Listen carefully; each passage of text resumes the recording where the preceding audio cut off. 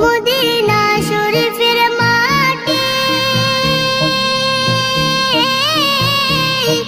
আমার চোখে মুখে বুকে মাখিও,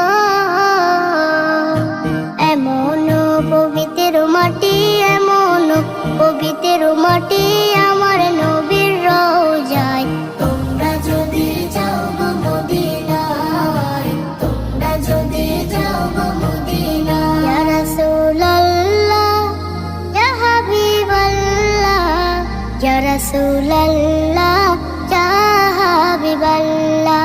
মদিনা শরীফের মাঝে বেহেশতের বাগান আছে,